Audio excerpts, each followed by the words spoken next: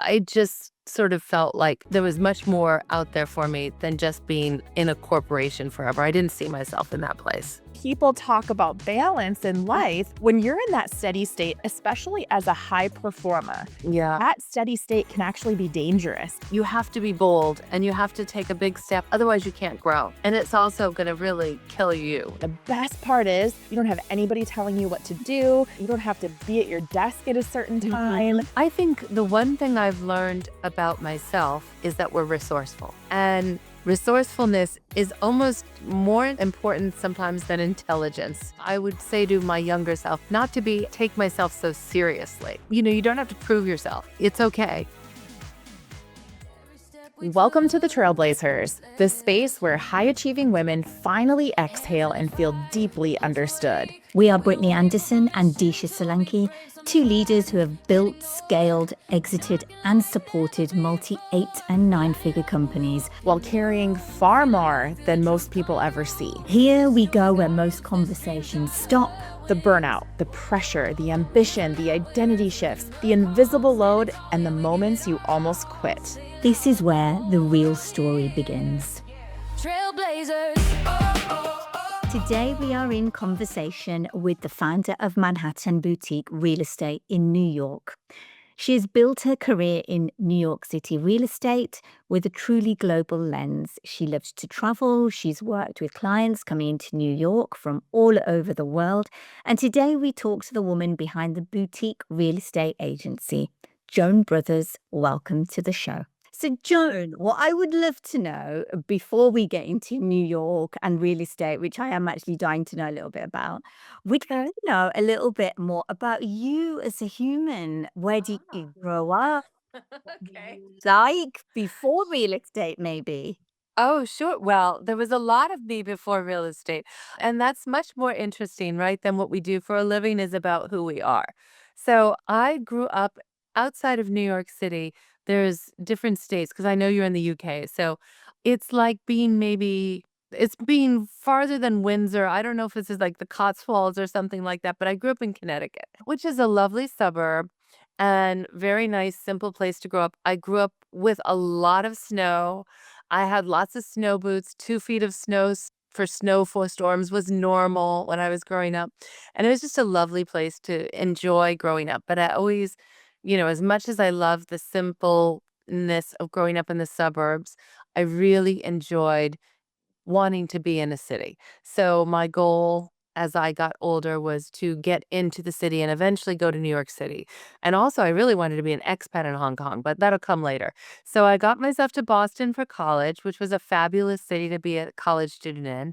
And then I was able to get, very fortunately, a free MBA with my father being a professor at the University of Hartford, an American school in Paris. So I did a 1-year MBA in Paris, which was fantastic. And then that was a whole nother life living. And I really loved the cultural exposure and the experience of being young and free and having that life. And then I came to New York, which I had a lot of friends, a lot of connections, and was thinking about going to Asia, but ended up staying in New York and have loved New York as the center of my universe for a million years. I was a corporate person first, and then I segued into being an entrepreneur, which I really enjoy being. And the freedom that allowed me was to raise a son, be married, raise a son, now be married without my son's in college in Boston, and just have a very interesting life in New York. It's a fantastic place. I love it. So, of course, the natural progress of being in real estate, having a brokerage firm in New York. And of course, we do global real estate because I also love to travel and I'm very much of a globalist. So that's a little bit about me. I don't know if that was so in detail of what you wanted, but it's a timeline maybe. What was the transition between you going from corporate and what were you doing in corporate that led you to go to entrepreneurship? So when I got out of college, China, I spoke some Chinese. I really wanted to get to Asia. I really wanted to get involved with China, but it was a little early on. My Chinese I'm a terrible linguist. So I wasn't really able to make the connection to go into business in China or Hong Kong, but I was able to work for Mitsui, the Japanese trading company. And it was a great experience. I was in the steel division, which was the best division. And, of course, we went out every night for either karaoke or fun or food or whatever. I mean, it's a wonderful, great place to be when you're a young woman, learning business in a very big business. But I just sort of felt like there was much more out there for me than just being in a corporation forever. I didn't see myself in that place. So I have a question also from Okay. your path, and I can't help but notice this trend. Okay. You're like, okay, I got to this point and I wanted to do this. So I did it and I went and did this. And then I got to this point and I wanted to do this. So I did it and I went and did this. And so all I can think of is in my head is how many people out there, how many women especially have these wants and these desires and these visions for their life, but they hesitate to take action. So, Joan, I'm curious, what is it that gave you the confidence to take the action to pursue all of these amazing things that you've done? Yeah. Oh, wow. Well, I never thought about that about myself, but it's nice to think, oh, wow, I got from here to there. I have a wonderful father. My mother passed on when I was very young, and my father took over. And my father's wonderful and supportive and always said to me, you got here. Okay, great job. This is new for our family, or great job. What do you want to do next? And so I think with that support, I felt I could do anything. I think that most people do that. I actually do think, or we try to at least. It's hard, especially when you have, like you said, a child, a 12-year-old, because you stop thinking about you. And I had a 18-year piece where sort of like it races by and you're like, wait, what about me? What happened to my needs or my thoughts or what I needed to do?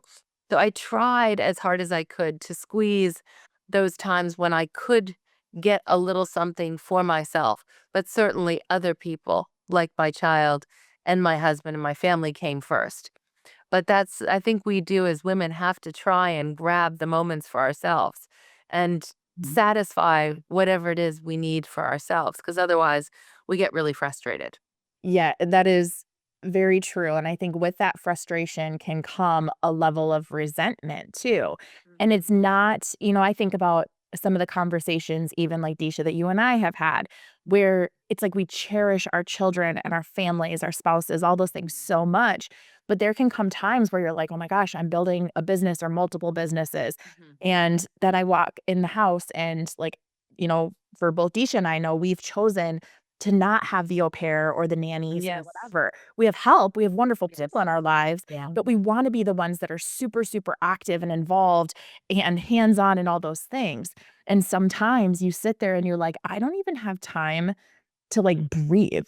But I think you're absolutely right, Brittany, that there's a natural conflict between if your value system is high family centrism and high work centrism, you have a natural conflict there because they pull you in different directions. So you have to choose sometimes, or you just have to live with it. I don't think there's any solution. There's no way that you can find any you have to just find that balance and keep trying with it. It's never perfect, but the beauty is that when your children leave, you have more time. That's where I am. So I'm a bit older than you both, and I can tell you you come out of it on the other side intact. It's resonating with me right now because you get to teenagers, and teenagers are, I mean, they're delightful. They're delightful. Yeah. They're delightful on certain moments and, listen, it is just but you wouldn't give that away for anything. The torture, you love the torture later. You're like, "Oh, those moments of torture were lovely." But I think it's natural. There's no such thing as a real work-life balance or balance. It just is the hardest part is trying to enjoy the moment when you're with your family or when you're celebrating the successes like Disha and you, Brittany, have had in your business ventures because you have to celebrate the wins. Otherwise, nobody else is going to celebrate it. You might as well. So, yeah. There is So much truth to that. And, we've talked to you before about this teeter-totter in life and Mhm. how, when you're a kid, it's super fun to get a bunch of people on each side and you're Mhm. trying to, be the ones that can control and drop it to the ground and then fling somebody back up. And then you get this thing where you're like, let's put even weight and try to sit in the middle. But then you realize that's boring because you're not moving. Yeah. And I think when people talk about balance in life, when you're in that steady state, especially as a high performer, as Mhm. somebody who is an entrepreneur, who Mhm. thrives on, let's just put it where it is, chaos, Yeah. that steady state can actually be dangerous because you can get in a little Yes. bit of trouble. And then Yes. you're the kid that jumps off because you're bored and everybody else falls over all around you. And you're like, whoopsie daisy. I just like part of it. So I always think of that visual when people are talking like balance and all that. So I know I want to shift this a little bit because, Okay. Joan, there's something fascinating. And I'm going to actually read this. It's directly from a bio that I found on you. And like, this is so cool. And I think this is part of what Deesh and I are like, heck yeah, like, she's amazing.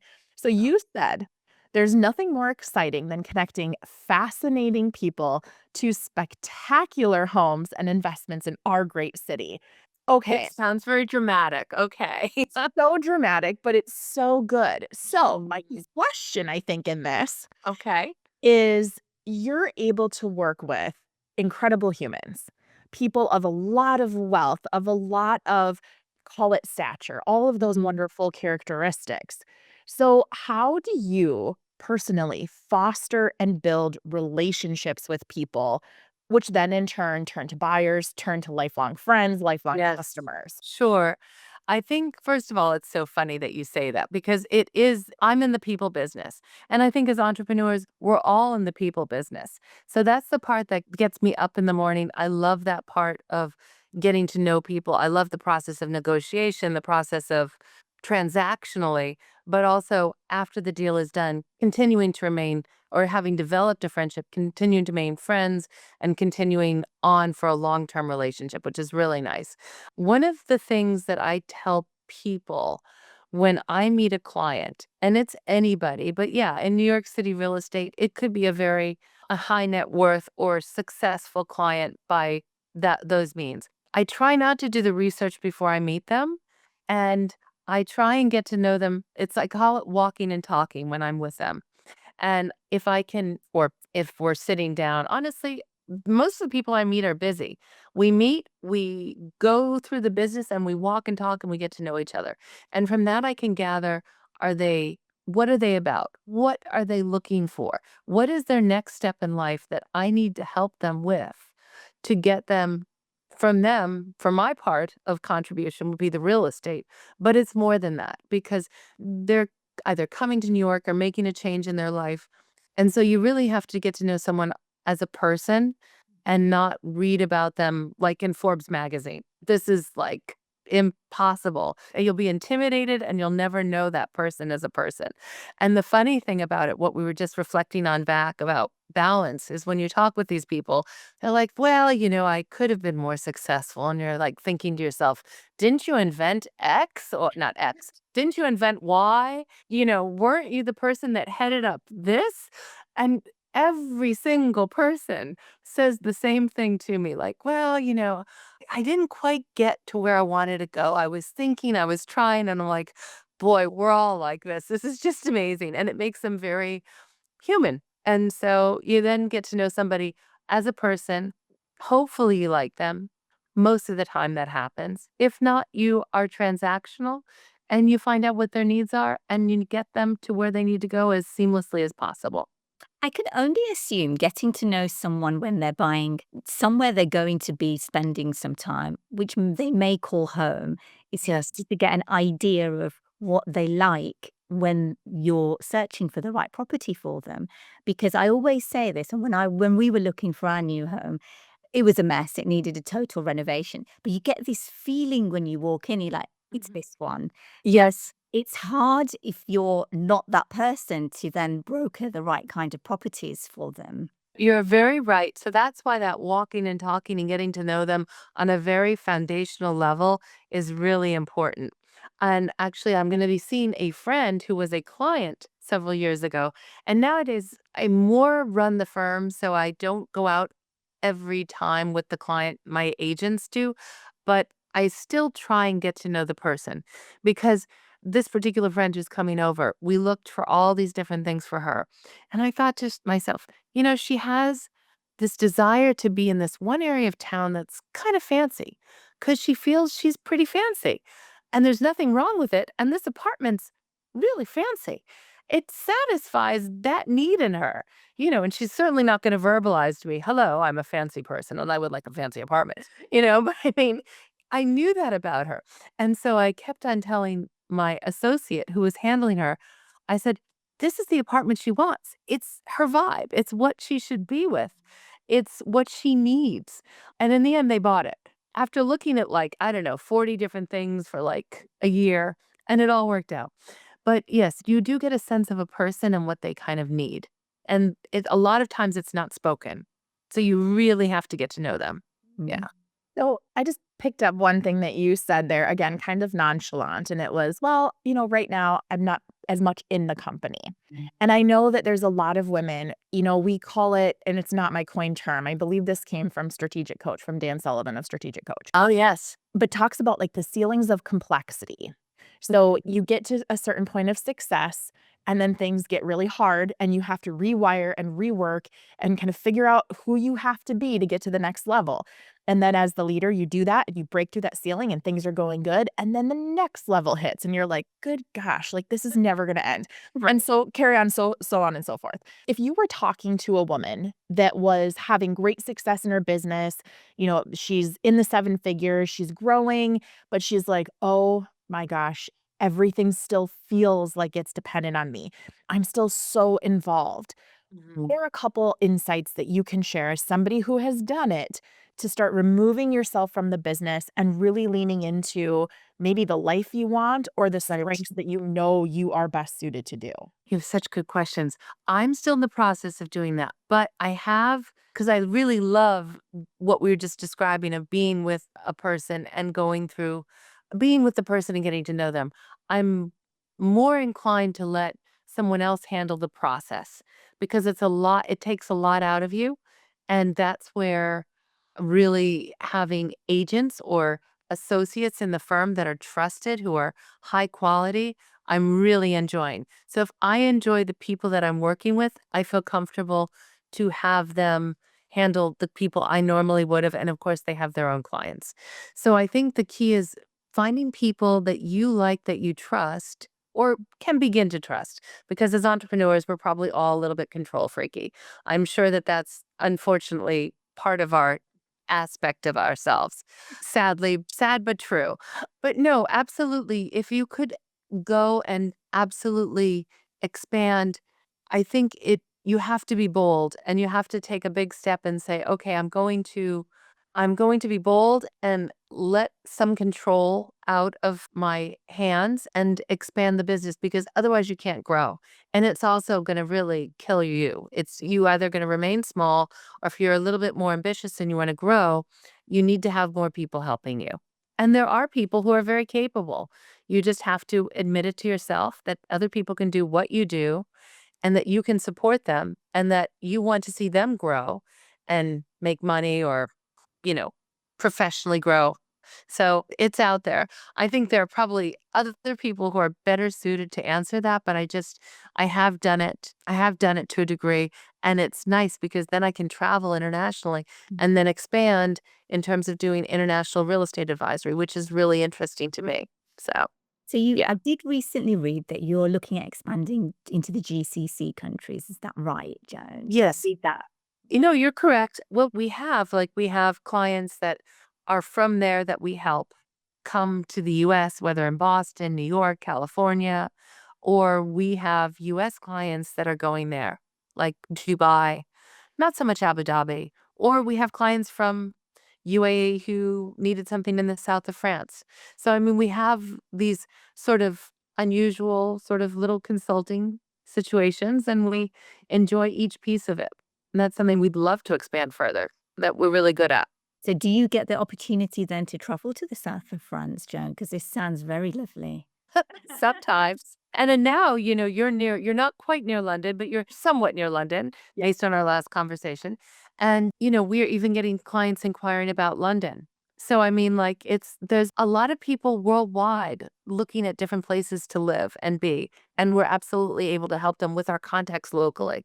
So, if I can be there with them initially, yes, I would love to, but we have local people on the ground who have the expertise because we can't be expertise, we can't have expertise in everything. Unfortunately, New York City, we're on the ground. Everywhere else, we have help. I have to ask this just one little baby question. So, when you are expanding globally, because part of our vision with Trailblazers and why Okay. women from all over the world on the podcast and making those connections and bringing women to light and, these people that are doing great things. One of our visions is to continue that expansion. So, Okay. how have you found as you are reaching across the globe, you're helping people internationally to find that, perfect home, that ideal place, that ideal location. Right. Are you finding that you have to change your styles based on culture and based on maybe differences in communication? Oh gosh, that's an incredibly complex question, but really good question. So, of course, like for example, we had some clients that wanted to go and take places in Italy, and we had our local experts in various parts of Italy, specifically Sicily. Well, the conversation of even if the client was going there, it was hard to get somebody to organize. It's just a different way of culturally doing it. I was in Vienna recently and I went into a place and I said, we're an international consortium of real estate people. And I'd love to know if we could look to you if we ever get somebody from Vienna. And they weren't so interested, they just weren't so interested. We actually ended up having someone within our consortium. But some people, they just don't see the vision. They don't see the worthiness. Sometimes they're more slow. It's a more slow time. Sometimes there's such a different process of buying real estate. It's a little intimidating to foreigners. Like in Italy, there's a lawyer that does everything, and there's just such a different process in every place. In London, it's incredibly different as well. Mm. Who pays the fee? All that sort of thing. So it's fun. It's a challenge each time. It's like a new project, but it keeps everything interesting. So as trailblazers, I imagine you want to meet with like-minded people who are in that area and collaborate with them because that's what we do. You hit the nail on the head. It's heart-centered, it's growers, it's people who want to create impact, it's women who, Deesh and I have talked so much about the women who are quietly killing it. Yes. They're not maybe being that bold, vivacious, that loud, that audacious, that whatever, where you're seeing them everywhere. It's the women that are just kinda sitting back going, "Yep, I'm doing the darn thing." Yes. But I could use some support. And so I love hearing that when people work on a global basis, some of the differences you see. So sorry, Disha, I totally just spearheaded that one. So ask your question. No worries. It leads really nicely into the next bit, actually, because it sounds like you've got a lot of bosses, Joan. And you once said people think it's nice being your own boss, but actually you have lots of bosses. So my Oh, yes. question is, which one is the hardest to manage? Oh my goodness, which of my so as you said, we as women wear multiple hats and we as women entrepreneurs wear multiple hats. I think you're managing your boss as you different bosses, you take off one hat and put on the other. I think the clients are your biggest bosses. When you own your own firm, your clients are your bosses. So there's always a boss. No question about it. I think your family, when you go home, who's your boss there? Managing people is always a challenge, but it's also you get so much from them, so it's a positive too. I don't know if I answered your question very well. I'm sorry, Disha. Oh, you did great. Which one of those is the most difficult to manage, Joan? I think I don't have an honest answer for you. I can't say which is more difficult. Depends on the day. Yes. Mine depends on the minute. That's what I Yeah, was I gonna think you're say. right. I think you're right. The minute and the moment. It depends on my state of mind too while I'm there. Exactly. Joan, to push on that maybe a little bit more. So it's ironic that this actually came up because I was just reading. So Disha and I met in a mastermind called Genius Network. It was founded by Joe Polish. Ah, And I was just reading one of Joe's emails that he sends out. I can't remember if it's weekly, a couple times a week, whatever. But it was talking about the beauty of being an entrepreneur, and the topic of being your own boss. And he's like, the best part is you don't have anybody telling you what to do. You don't have to be at your desk at a certain time. Like you have full freedom. And then he flips it and he's like, and the worst part is you don't have anybody telling you what to do. You don't have to use your desk a certain time and you don't have anybody to answer to but yourself. And he's like, there's these moments in time where you are sitting at said desk and you're looking around going, I don't have anybody to tell me what to do in this instance right now. You might have a network, you might have, community, whatever, but we've all been there where we're sitting there and we're going, okay, I think I should just sell everything and quit. I think that I should just throw in the towel because I don't know what the hell to do. I don't know who the hell to go to.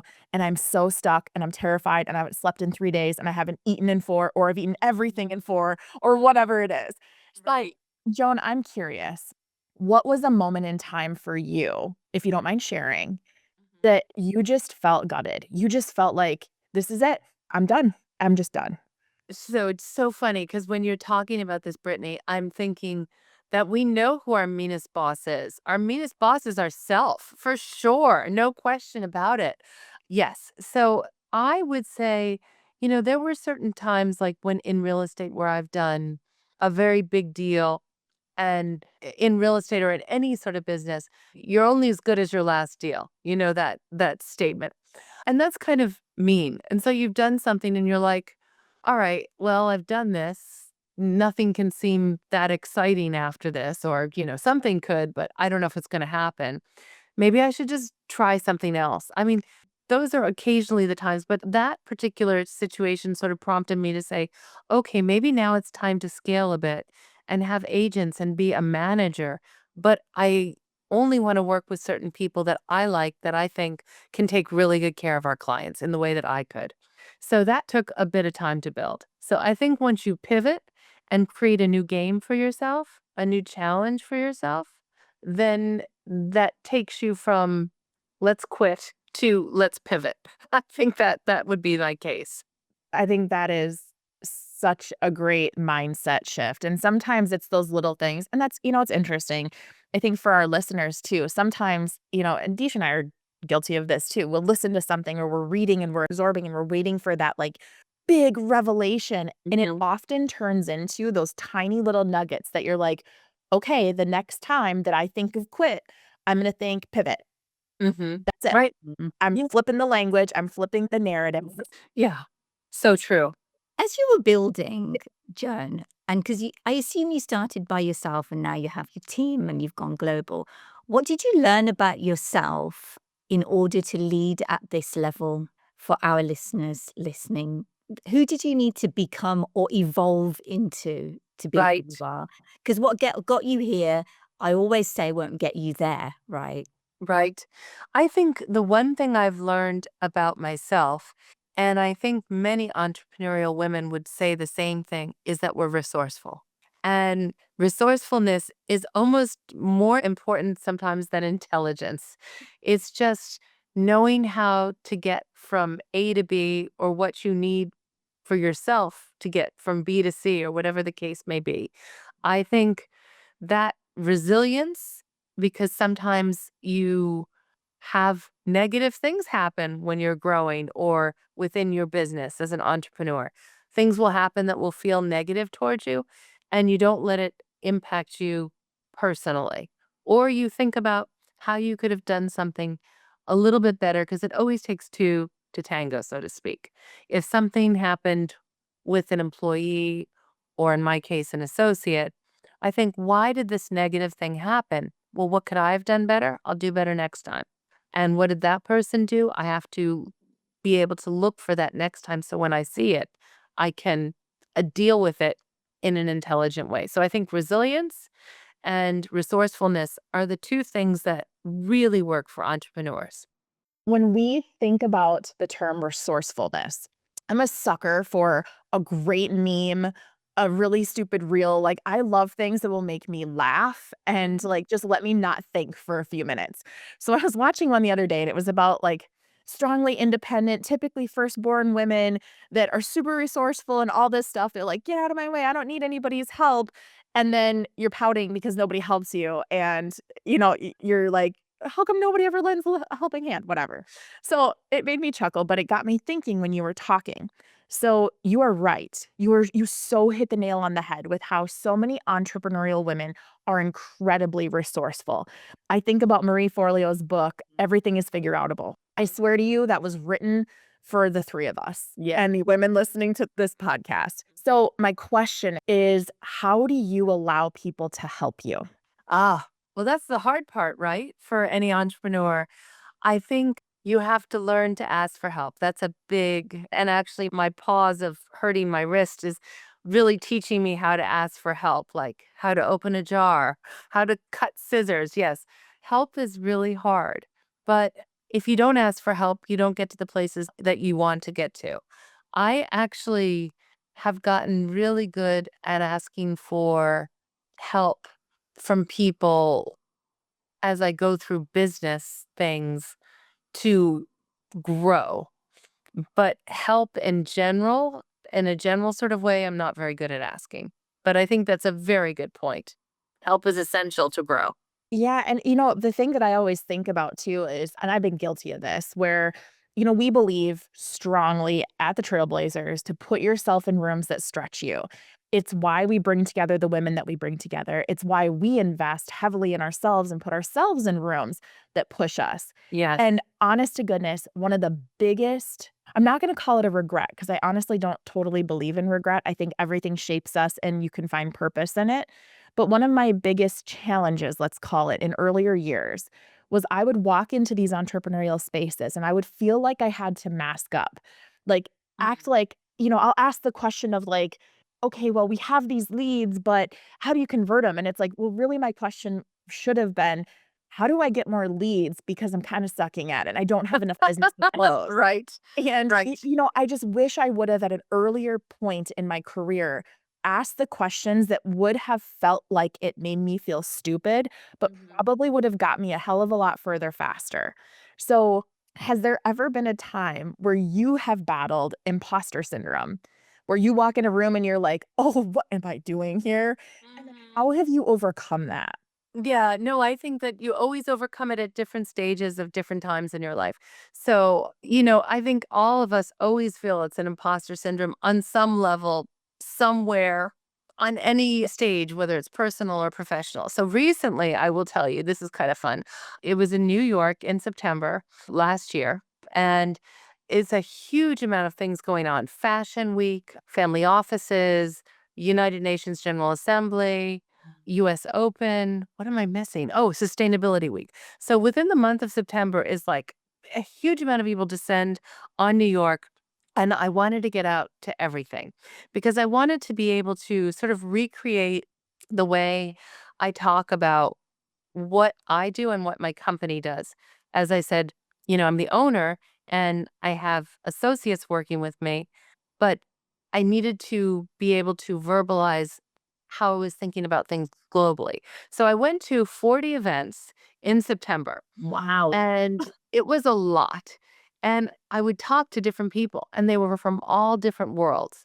And some were venture capitalists, some were finance people, some were governmental people. I tried to position the way what I did for a living and what I didn't, what I was to them. And I found a lot of it like really sucking. I sucked at it with a lot of, cases. And so by the end of the 40 events that month, I could get better at it. But it was only by putting myself down at the very bottom level of ground zero of just being like, oh God, Joan, you're just so bad at this. You have to reposition yourself. So you got to talk to lots of people. And when they walk away from you, yes, I didn't do a very good job explaining why I was worth talking to. So, but I kept on showing up. And so finally, some of those people that walked away from me the first time, oh, you are interesting. Okay. Yeah. But I had to learn how to convey what I wanted. So you're always, yeah, imposter syndrome. I guess that's the same thing. You have to learn how to show your value to people in a way that they see you as valuable, in a way that is authentic to you. And you have to keep on reinventing yourself. Sorry, it just That's the way it goes. There's no choice because the world constantly changes. And because the world constantly changes, should want to, or you may want to change with it. And so you have to continue to reposition yourself, specifically as a woman entrepreneur. If you could go back to the version of you starting out, because you said something really interesting just there. You get imposter syndrome depending on what stage of life you're at, and it's different. Mhm. Mhm. What would you tell your younger self when you were starting out? Oh, I would tell them say to my younger self, not to take myself so seriously. I think it's much more fun just to be open and light and naturally curious and expansive and curious about the other person and just develop you don't have to prove yourself. It's okay. You are developing yourself. You don't have to prove yourself at a young age and take yourself so seriously. I think I'm much more light now as a middle-aged woman. Yeah. That is great advice, and little Brittany just took that advice from you too. Like, we are not taking ourselves so darn seriously Yeah. anymore. We are Yeah. having fun and letting our hair Yeah. down. Yeah. Exactly, because it's why not? And then I think you even go farther. I really do. I think if you're so rigid, it does not suit you. It does not help you. What do you want to be known for now in the next season, Joan? Because you've given me some really good insights. Imposter syndrome at different stages of life. Don't take yourself too seriously. I will be taking that on board too, because I think we're all guilty of that to a certain degree.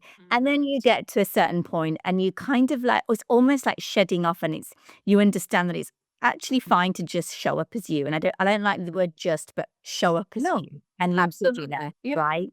Yeah. What do you want to be known for in your next season? I think I've always wanted to be in the global stage. And so I really would like to be on the global stage in some way. I don't have to be known for real estate. I just would like to be known as an advisor, a trusted advisor on the global stage for clients. And just in my own personal world, being known in the global world. I really enjoy international travel. I enjoy international. So that's sort of my next idea. I haven't sort of firmed it up yet, but it's my next idea. Well, with that being said, I know that we have global listeners with global connections. So before we ask our last question or two, if somebody wanted to get a hold of you, they want to look into buying some real estate, they want to just Always connect with welcome. you, they want to Yes. get to know you, they want to help you get on that global stage. How can they do that? Of course. And I'm always happy to talk to people, and your listenership would be happy to if they reach out to me, I will certainly reach back out to them. They can certainly email me at jb@mbreny.com. They can certainly call our office at 212-308-2482. And the phone number for WeChat is 917-517-2316. But, and of course, we have a website, mbreny.com. Of course, we'd love to sell them real estate. Not an issue. But if there's something else they want to chat about, or there's some sort of global stage or a global idea that they have, I am all ears. I love that. And we'll make sure that all of that gets captured and put into the show notes too. So that's Thank you. simple and easy to access. So, Joan, we've talked about so much, and we've gone from childhoods to balance to growth to leveling up to imposter syndrome to all these things. So, we've talked about a lot, but we're curious, what is one thing that we didn't ask you that we should have? One thing I think that's really good for all women entrepreneurs, not just for self, but also for business, is always get behind something bigger than yourself. And that could be an organization, a foundation. For me right now, that's the United Nations Hospitality Committee. I'm on that group that was created by like Henry Cabot Lodge a million years ago when they created the UN. And they want us to take care of the people that are the UN, from the delegates, from the ambassadors on down. But basically, that's my thing right now because of international. I think I said it 10 million times and you're tired of hearing it. But whatever you're passionate about as a woman entrepreneur, take that and put it towards something bigger than yourself. And not only will you be able to be giving back to that organization or whatever it is. Could be animal rescue, could be children in Africa, it could be a million different things. But not only will you get something out of that, it will give back to you professionally. It doesn't come around directly, but every bit of energy you put out there will come back to you positively in some way. That I would say would be probably my best advice. That is beautiful, and I have to tell you that this has been a conversation amongst Deesh and I, like, what was it, yesterday or the day before? Literally, we were just talking about how when you are a high achiever, and this doesn't just apply to women, this is men too. Yes. So many achieve great success, maybe even to the point of a lucrative business exit, of, success beyond what your wildest imagination would have been when you talk about your younger self and all this. So they'll have this sale, they have this big moment, and then they jump right back into the grind. And it's like, well, do you actually want to go through that again? Or do you just need purpose? And I have to put some humor, lightness into this, because when you were talking earlier about how you're only as hot as your last sale or whatever that was, however you started. Yeah. The thing that rang through my head, and I'm sorry, Disha, if we lose some listeners for me saying this, I apologize in advance, but my Swiftie self was like, Elizabeth Taylor song, you're only as hot as your last hit baby. Thinking about it as you were saying the whole like last sale, Yeah. but then also what you were just sharing and thinking about, like, if you are looking at your next as a highly successful woman, taking your advice, Joan, of like, get behind something that's bigger than you.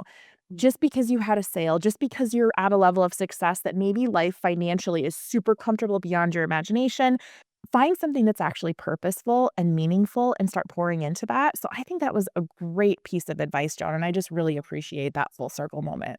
Oh, wow. Well, I love talking with both of you. I can only imagine what the two of you talk about. You two could just enjoy conversations with each other. I know those memes where you see the women like sprinting to each other's cell phones if the other passes away to be like, delete your WhatsApp history. Hopefully that never happens. No, but you two are a joy to be with. I mean, really, I really enjoyed it. And I think Trailblazer, I'm going to learn more about that now because it's really, you two are quite inspirational. And I love that you're bringing this to women who really need a little extra bolstering sometime. We all need it. So thank you both.